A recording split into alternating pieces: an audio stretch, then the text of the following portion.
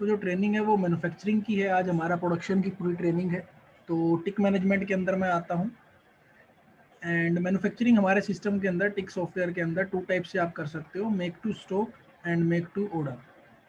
Make to stock and make to order में क्या difference है? अगर हमने कस्टमर का ऑर्डर रिसीव किया है, जो हम सेल्स ऑर्डर में एंट्री करते हैं कस्टमर के पीओ की, तो जब आप उसका ऑर्डर रिसीव करते हो, उस ऑर्डर के अगेंस्ट में अगर आप प्रोडक्शन लगाते हो तो उसे आप मेक टू ऑर्डर बोलते हैं। अदरवाइज कई बार ये होता है कि मैन्युफैक्चरिंग हेड्स या फिर प्लांट हेड्स आपको कुछ प्लान देते हैं, तो आपको प्रोडक्शन प्लान यहाँ डाल के फिर उसकी प्रोडक्शन कर सकते हो, तो उसे मेक टू स्टॉक बोलते हैं हमारे सिस्टम में। तो जो ऑर्डर की प्रोडक्शन थी, ऑर्डर हम पहले ऑर्डर की ट्रेनिंग कर चुके हैं, कस्टमर ऑर्डर प्रोसेस की, सेल ऑर्डर कैसे हम पंच करते हैं, ऑर्डर्स को कैसे अप्रूव करते हैं। जैसे ही हमारे सिस्टम में कोई ऑर्डर अप्रूव हो जाता है, वो ऑटोमेटिक चला जाता है एमआरपी के ऊपर, जिसे हम मटेरियल रिक्वायरमेंट प्लानिंग कहते हैं। मटेरियल रिक्वायरमेंट प्लानिंग के अंदर जितने भी आपके आइटम्स होंगे जो हमें ऑर्डर्स में आए हुए हैं या जिनका प्रोडक्शन प्लान डला हुआ है, प्रोडक्शन प्लान को हम एमएओ कहते हैं, मैन्युफैक्चरिंग एडवाइस ऑर्डर। तो यहाँ पे आपको एमएओ शो हो रहा होगा। मैं एक बार और बैक आ जाता हूँ यहाँ से। ये देखिए, जब मैं प्रोडक्शन प्लान यहाँ लगा रहा हूँ, न्यू किया, तो यहाँ एक एमएओ नंबर बनता है, और वो एमएओ नंबर भी आपको एमआरपी में दिखता है, मटेरियल रिक्वायरमेंट प्लानिंग में। तो दोनों सेल्स ऑर्डर को और एमएओ को आप प्लानिंग जनरेट करते हो, उसकी एमआरपी करते हो। एमआरपी का बेनिफिट क्या है वो मैं आपको बताता हूँ। जैसे ये मेरे पास ऑर्डर आया हुआ है, नीचे एक ये फिनिश प्रोडक्ट है, इस फिनिश प्रोडक्ट को मुझे प्रोड्यूस करना है, तो इसका मैं बिल ऑफ मटेरियल पहले बना चुका हूँ। मैं उसका बिल ऑफ मटेरियल सिलेक्ट करूंगा एंड देन जनरेट का बटन प्रेस करूंगा, तो सिस्टम मुझे एक रिपोर्ट जनरेट करके देगा यहाँ पे कि इस प्रोडक्ट को प्रोड्यूस करने के लिए क्या क्या रॉ मटेरियल यूज होने वाले हैं। और आपको यहाँ पे हर एक रॉ मटेरियल का एवरेज दिखेगा, एक प्रोडक्ट को प्रोड्यूस करने में कितना यूज होगा। और टोटल जो ऑर्डर आया वो 12 पीसीस का आया हुआ है, तो 12 पीस को प्रोड्यूस करने के लिए सारा रॉ मटेरियल कितना कितना रिक्वायर्ड होगा, वो हर एक रॉ मटेरियल का कंजप्शन आ जाएगा। यहाँ पर कुछ रॉ मटेरियल मेरे ख्याल से 20 से 30 के आसपास है, आपके कम हो सकते हैं, ज़्यादा हो सकते हैं। तो टोटल रिक्वायर्ड क्वांटिटी यहाँ आ गई कि हर रॉ मटेरियल मुझे कितना रिक्वायर होगा इस ऑर्डर को कंप्लीट करने के लिए या फिर इस प्रोडक्शन प्लान को कंप्लीट करने के लिए। एमआरपी दोनों की कर सकते हो आप, ठीक है। फिर यहाँ पे आपको स्टॉक इन हैंड शो होता है, जो भी आपके पास स्टॉक अवेलेबिलिटी है राइट नाउ प्रेजेंट टाइम पे, वो स्टॉक क्या अवेलेबल है। So each and every raw material का आपका स्टॉक आ जाएगा कि ये आइटम इतना रिक्वायर है और इतना स्टॉक है आपके पास। अच्छा, स्टॉक तो आ गया, अब मेरे को बाहर से परचेज कितना करना पड़ेगा रॉ मटेरियल इस ऑर्डर को कंप्लीट करने के लिए, इस प्रोडक्शन प्लान को कंप्लीट करने के लिए। तो यहाँ पे आपको पी एडवाइस क्वांटिटी शो होगी, परचेज एडवाइस क्वांटिटी, जिसके अंदर आपको बताएगा कि कितना शॉर्टेज है। सपोज इस आइटम में मेरे को 12 पीस चाहिए थे और 12 मेरे पास स्टॉक है, तो यहाँ पे जो रिक्वायरमेंट आपको बता रहा है वो बता रहा है 0 की। तो जिस जिस आइटम का आपके पास स्टॉक होगा, या यहाँ पे सेकंड वाली आइटम का, इससे नीचे वाली का 12 रिक्वायर्ड है, 10 मेरे पास अवेलेबल है और 2 की मुझे रिक्वायरमेंट होने वाली है, तो यहाँ पे आपको एक रिक्वायरमेंट, एक शॉर्टफॉल जनरेट करके देता है एमआरपी के अंदर। उस रॉ मटेरियल की प्लानिंग हो जाएगी।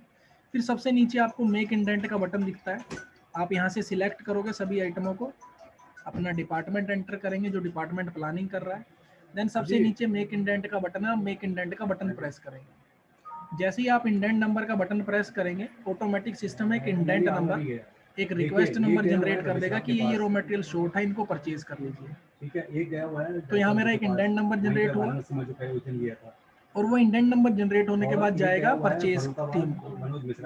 परचेज की ट्रेनिंग हम पहले कर चुके हैं, वैसे मैं आपको ऊपर से बता देता हूँ।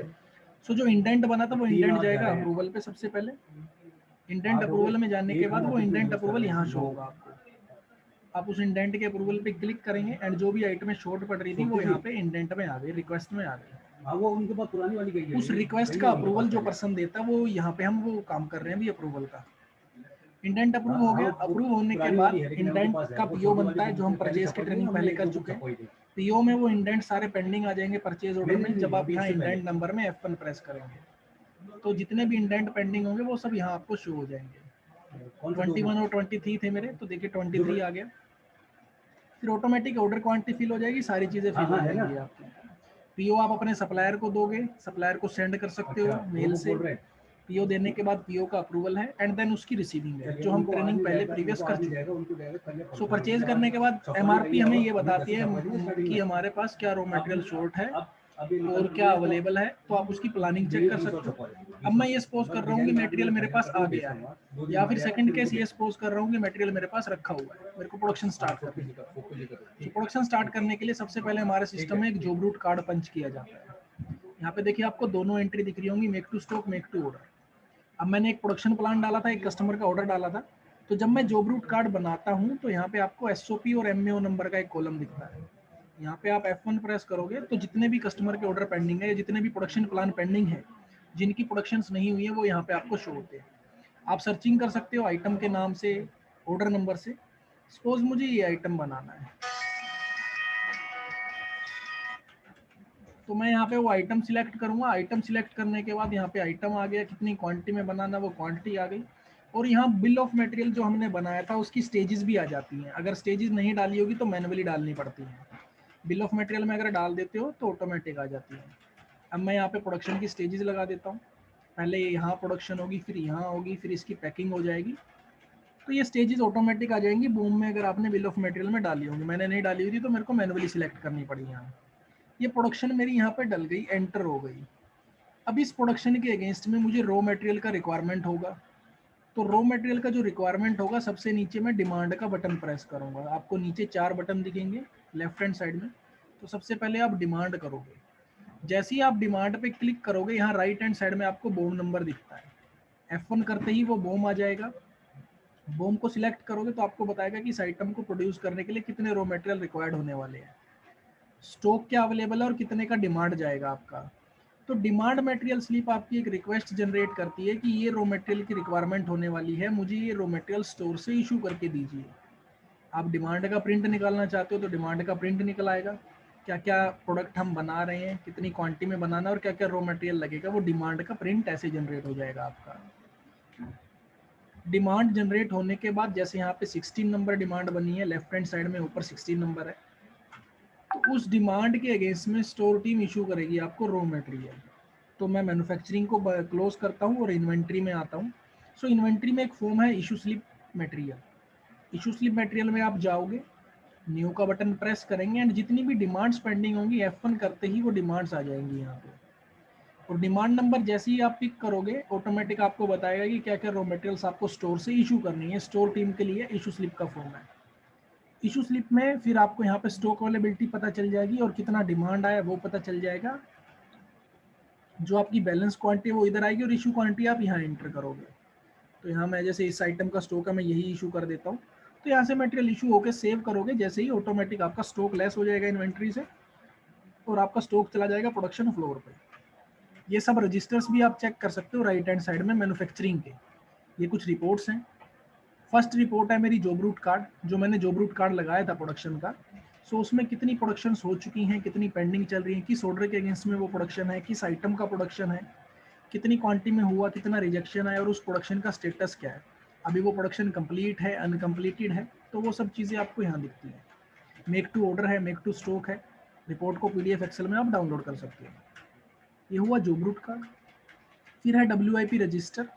WIP रजिस्टर कैसे काम करता है, ये एक मेरा ऑर्डर आया था, मेक टू स्टॉक था, ये मैंने प्लान डाला था, प्लान नंबर ये था 17 और ये आइटम मुझे प्रोड्यूस करनी थी। अच्छा, ये आइटम प्रोड्यूस करनी थी तो क्या क्या काम होना था, इस पर क्या क्या प्रोसेस होनी थी, तो ये प्रोसेस होनी थी। पहले इस स्टेज पे जाना था, फिर सेकंड पे, फिर थर्ड पे। अच्छा, ये स्टेजेस होनी थी तो कितना कितना प्रोडक्शन होना था, तो इसने प्रोडक्शन क्वांटिटी दिखाई, कितना हो चुका है प्रोडक्शन वो क्वांटिटी आई और क्या WIP चल रहा है। तो अगर मैं यहाँ पे देखूँ तो सबसे नीचे वाली जो प्रोडक्शन है उसमें WIP चल रहा है। अभी मैंने यही प्रोडक्शन लगाई थी आपके आगे, तो यहाँ पे हर स्टेज पे 500 पीस बनने अभी बैलेंस है। तो ये जॉब रूट कार्ड आ गया है यहाँ पे 26 नंबर। तो यहाँ पे आपको स्टेज वाइज WIP मिलती है, वर्क इन प्रोग्रेस मिलता है। पार्टी वाइज फिल्टर लगा सकते हो, अगर आपको मेक टू ऑर्डर का चेक करना है WIP क्या है, इस पार्टी का क्या WIP है। तो जैसे ही मैं प्रिंट करूंगा, इस पार्टी की जितनी भी ऑर्डर आए होंगे उन सब की प्रोडक्शन पेंडिंग आ जाएंगी, जितनी जितनी प्रोडक्शन पेंडिंग होंगी WIP में होंगी आपकी। तो यहाँ पर देखिए ये आइटम है, ये 0 बना, ये 2 पीस पूरा बन गया। तो ये वाला जो ऑर्डर है इस पार्टी का, कटिंग होनी थी, इसमें कटिंग का काम होना था, स्टेज होनी थी, और ये WIP चल रहा है। तो आप पार्टी वाइज फिल्टर लगा सकते हो, WIP रिपोर्ट चेक कर सकते हो। फिर कुछ और रिपोर्टें हैं जो मैं आपको आगे बताऊंगा। अभी हम फिर से जॉब रूट कार्ड में आ जाते हैं। जॉब रूट कार्ड में हम मैंने मटेरियल इशू करवा लिया, स्टोर ने इशू कर दिया है मटेरियल। फिर यहाँ डलती है कंजप्शन।